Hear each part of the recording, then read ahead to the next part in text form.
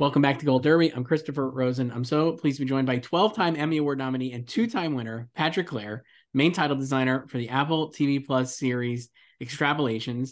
Patrick, I was just saying before we start here, I love this show. I found it like truly profound and like really cool and like very well done. And your the title sequence, I think, is a great entry point into like what it is doing, basically extrapolating, the climate catastrophe that maybe the world is headed towards. I guess where did you start on like kind of like how you wanted this title sequence to look and like kind of how did you develop it out? Yeah, look, it was first of all, thank you. It was a real pleasure to work on the show and a total privilege to get to work with Scott. I had it was actually a real process to find what we ended up with. Story for me sort of began back, I would actually say back at the start of the pandemic. I was on a commercial job. I was in a shoot in Lithuania. It was early February 2020, and things were starting to feel serious. And I think in a sort of to be cruel to myself, I watched Contagion while I was on this international trip and thinking, oh wow, I wonder if it's going to turn out anything like this. I mean, this seems pretty far-fetched.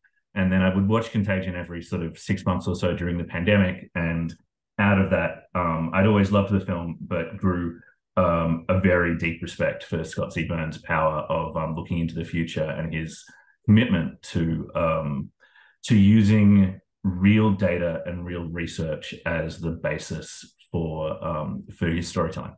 And so a couple of years later, I had heard that Extrapolations was out there, and we were very excited when we got the call from Scott's team to start exploring some ideas for it. They were pretty advanced at that stage. I think they'd already shot most stuff, and they gave us all 8 scripts, which is really unusual. Usually we only get to read a script or two.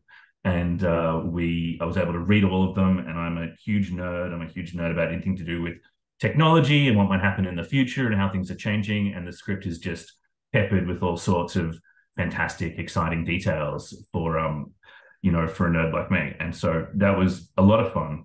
And we started from a place of like I guess the initial ask from Scott and team was, how can we do some world building with this sequence? So we started building out some ideas that were very footage focused and were very much about sort of laying out for people what had happened over the century. And as we were doing that, the cuts were coming together, and it was becoming increasingly obvious that there was a lot of world building in the show, and that maybe we had the opportunity to do something different with the titles.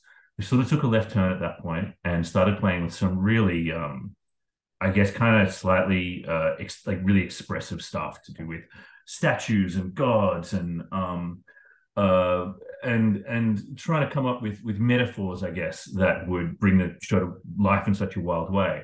But found that the show already goes to so many different places that it didn't maybe feel right to sort of go to another place again at the start of each episode. And that's where my sort of early animation experience was in infographics, and I used to be a huge nerd for graphs and for graphics, and I thought maybe there was the potential to do something really stripped back, elegant, and we looked at the title of the show again, we played around with some typography, and I think that's where Scott's kind of researcher got really excited as he realized that this was a place that he could put some statistics in the show without sort of droning them down, without making it too dry, as just a little thing for the audience to say, here's where we are, but also this is stuff we've really thought about.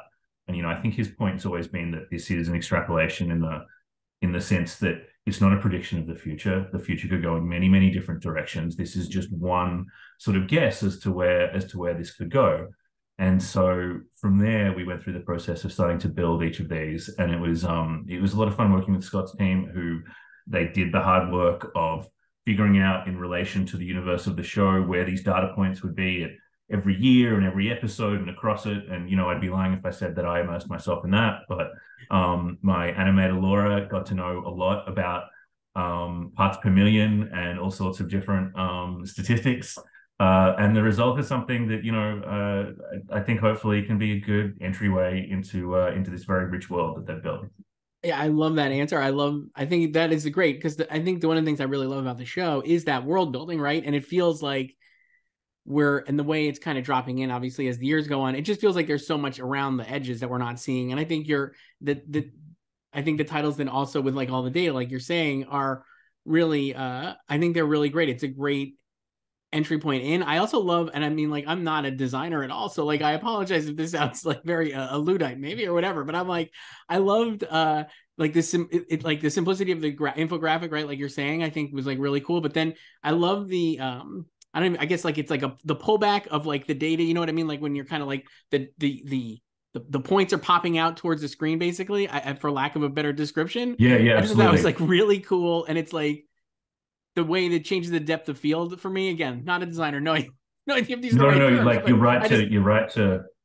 I love that so much, and I thought that was like a great way to do it, because that again, like it was like just a little tweak of something I had not really seen before. And I guess again, when you're doing it like that, and creating something like this that is obviously like compact in time, right? Maybe 30 seconds or whatever it is, and you're kind of getting this information out there, but you're kind of throwing these great tweaks. And I guess like, is it trial and error to be like, oh, that would be like a cool like kind of thing to pop it out maybe towards the screen, I guess, or like. It is an absolute pretzel of a problem from a design point of view. I mean, when you're building an infographic, you try and build a space that physically makes sense in this abstract data world, and you are constrained by effectively the real world properties of 3D positioning and where the data goes. And I'm confident that in the ask that I put to my fantastic design and animation team of Eddie Harrington and Laura Heath, that what you see when that camera pulls back breaks every rule of physics. So what we would have to do is you would chart the movement of where the data goes, and then you would animate the camera, and then you would go back in and you would track every letter in, sort of faking it over the top. And then as you pull back, they do that thing of magically moving into position. So it's all just a complete trick of the eye, and it was not in any way automated. It was something they had to redo meticulously every time, and they're very patient and they're very detail oriented. And it's been a long time since I've been on the tools doing that, so I have to shout out to them and say how grateful I am that they would put up every time. I'd be like, oh, we just need to just make the camera easy, and just like 10 more frames here. They would have to rebuild everything from scratch because I'd made that one tiny change. But hopefully the result is that it looks elegant and it feels elegant, and you don't question it too much as an audience member. If you sort of tried to look at it from the side, you'd see gigantic E's and X's flying everywhere in all sorts of silly ways.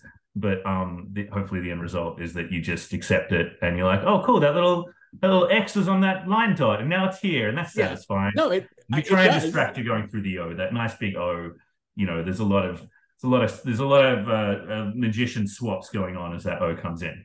Yeah, it's awesome. It really is cool. I love it so much. You obviously, like I mentioned, you're incredibly successful at this, title designing, and like your work. You've done so many obviously Emmy nominated things. You won Emmys. Like I guess like for you, what is the key to like a great title design, or one that you're happy with? I guess even better, like you don't have to say, I'll say they're great because they're great, but like if you want to be modest about it, I guess like what is the key to like a successful one for you, or that is like in like what makes it work, I guess.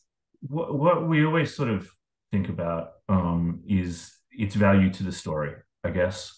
And I think what's good here is that it can adapt each week and have new information in it each week. I think that what we often look for, the example I always give is Mad Men. I didn't have anything to do with Mad Men, but it's just a fantastic sequence. And what's at its heart is a man in free fall. If you boiled it down to a single line of what's going on in that sequence, and I think what is really elegant and really beautiful is that describes Don Draper's emotional state really at any point in the series. And so for me, I think the value in a title sequence is it doesn't, it's not about if it's pretty or if it's beautiful. It's about, does it have some fundamental thing about it that is valuable to the audience and the way they understand the character. And I think what happens then is that people have the patience to sit through 30 seconds or a minute worth of credits, if that's a space for them, not to just look at some pretty animation, but to kind of think about the show, think about the characters, helps them get back into that world. So, for us, it's storytelling. It always comes back to storytelling and just what value can we add to the experience of bringing the viewer into the world of the characters. Yeah, I mean that's great, and like I said, this one I think is so cool. Do you have like, I mean, you mentioned like being just a like a nerd about this show, and like I said, I think it is so cool, and like the way Scott does kind of I'll say extrapolate like a hack, but I mean the way he does extrapolate like the real world, the data and stuff like that into like a potential of things that could happen. I guess, did you have like can you pick a favorite one of these episodes, or did you have one that you were like more, like that you were super psyched about, like than others, I guess? I mean, it would be like picking a favorite child. I don't think there's any particular one that is spot on. I guess for me, it's more the thread through it is just the occasional glimpses you get of how the world has changed, like a wide shot of Delhi where the sky is crowded with drones, and you're like, oh yeah, the sky will be crowded with drones. Just those little things about. I think it's not the obvious ways that technology changes society. It's the second order effects that I'm really interested in, and we're at this fascinating point now. I mean, we look back at the last sort of 20 years, who would have thought that a technology to send 140 characters over the internet would, reshape modern politics in a way that, is arguably as big a shift as the nuclear bomb was. Mm-hmm. And as we kind of stand on this precipice of playing with AI, something that we're doing in a lot of our work these days, it's like I don't think that it's going to be obvious the way that that's going to change society tomorrow or in 10 years, but it is going to have a huge effect. It is going to change things. And I think that's why we need storytellers like Scott to help us sort of unpack that and explore it, and to help us figure out where we should be paying attention to make, people's lives safer and fairer. Yeah, I that was one thing I loved about the show in general, is just that, like you're mentioning, like just the little glimpses, and like thinking of like how it's not like technology, like it does cause massive change, but it doesn't, when you're in the middle of it, it doesn't like, nobody was like, oh wow, I can't believe like we have phones now, or like, what I mean? It just like, it kind of just happens, then you're just like used to it, right? And like the way that it shows it as being like commonplace, I guess, in Extrapolations, I just loved, like you said, like the drones in the sky and all those little tweaks, and like the way the technology is folded in is really, really cool. For you, like, what was, I mean, in creating a title design, I guess, like when you kind of maybe touched on this, but just like in general, like what was the biggest challenge for you, I guess, in this, or like, something that you were like, how are we going to make this work? And it did. I think the challenge on all shows with titles these days is, I kind of came up at a time when there was, a lot of the streamers were starting up, and they wanted to, I guess, prove that they could make TV that was of the same quality that HBO and others had been making. And one of the hallmarks of that was the title sequence. And so there was this kind of golden age of titles that lasted through the mid 2010s, when every show wanted a nice long title sequence, and it was great for us. It was a lot of fun. And then as things have matured in that streaming environment, I think, the TV formats have just suddenly been opened up in a way that's fascinating. You no longer have to have a 1 hour drama and a half-hour comedy. There's all sorts of hybrids in between. The length of seasons has changed, and of course, the skip title button has completely changed what we do. And so we're always sort of competing against that idea of the skip title button, and how can we serve a show in a way that does the job of a title sequence, but doesn't, drag down that pacing. So I think if we look at things like this, or we worked on Lovecraft Country for HBO, where that was a different thing each week. Watchmen was another great example that HBO did with our colleagues at Elastic. That's just beautiful, and that is completely different each week. And then other shows kind of have, there's 20-second title sequences, 40 seconds. Some shows still have these great big 90-second epics.